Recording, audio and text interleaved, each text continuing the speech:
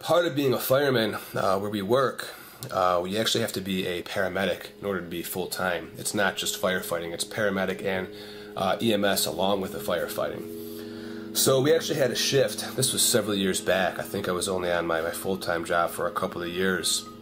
It was about 9 o'clock, 9:15 in the evening. And it was pretty much a time where, like, all right, the day's winding down. We were fairly busy throughout the day, and everyone's kind of just, doing their own thing, whether they're reading a book, watching TV, talking to their wife. It's your time at that point. We work 24-hour shifts, and we're about to go to bed. The alarm goes off, and we get a call, and we didn't think it was actually what was going to happen. Basically, the call came in and says you have 5 teenagers shot at a hotel party.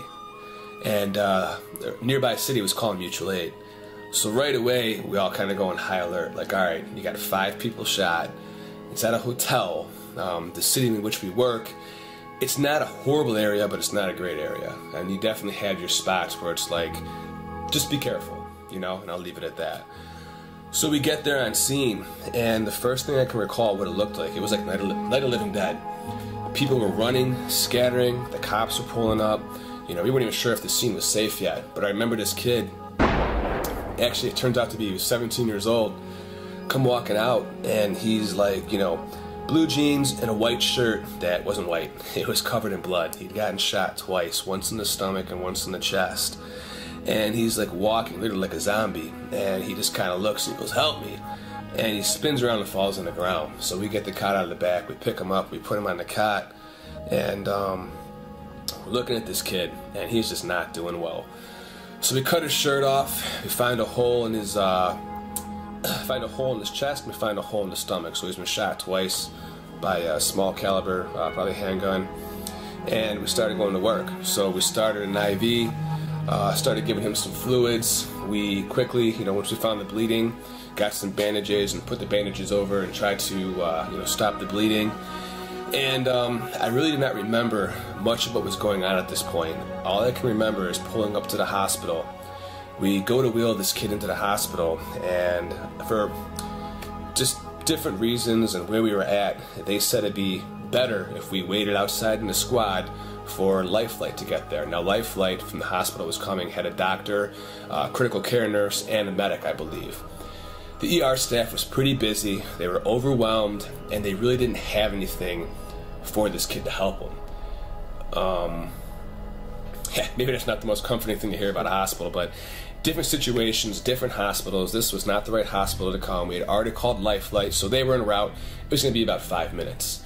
That was one of the longest 5-minute periods of my life. We go back out to the squad, we're waiting right next to the landing pad for the helicopter, and this kid's going out. At first he was talking, he closes his eyes, his breathing's getting more shallow. I had no idea what to do. All of us looked at each other. Something came over me, and I just stood over this kid and I said, "Hey." He opens his eyes, he starts to close his eyes, and I smack him across his face. Hard. And everybody looked at me like, "What are you doing?" I look up like, "I don't know." And the kid opens up his eyes, and he starts to go out again, so I smack him across his face again. And I'm like, I have to come up with something better than this. But it was an instinct, it was an instinctual reaction. They tell you what to do in school, and they try to train you for these events, but you don't know what's going to happen and how it's going to go down. So I thought to myself, all right, inner city, this kid's going out, I gotta find some sort of a lifeline to throw this kid. So the first thing came to mind was basketball. I said, "Hey, kid, you play sports?" And he kind of opened his eyes a bit more and goes, "Yeah." I'm like, "You play basketball, football?" He goes, "I play basketball." I'm like, cool. I'm like, "I bet you're really good at basketball too, aren't you?" And he's like, kind of starting to come around a little bit more. And, we're all kind of looking at each other and a little bit surprised, like, really? Is this working? And so he's like, yeah, I'm a point guard.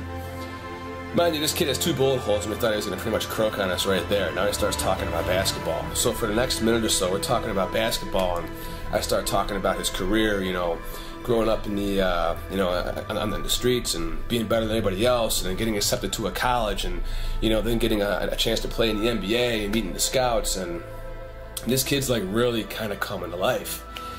So the doctor gets there, he opens the back door, and right away you just hear, "Oh no."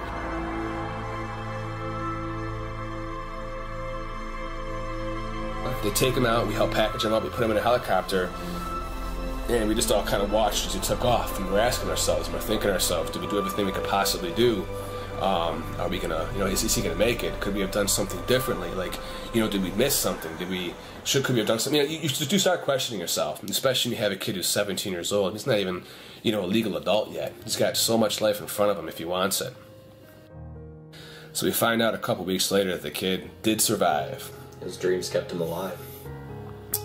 And that's a great thing to look at. His passion, his anchor point, his dreams, that was his motivating force, his motivating factor, and that kept him alive. So for anybody out there, your situation doesn't have to be as dire as having a couple of holes in your chest or your stomach.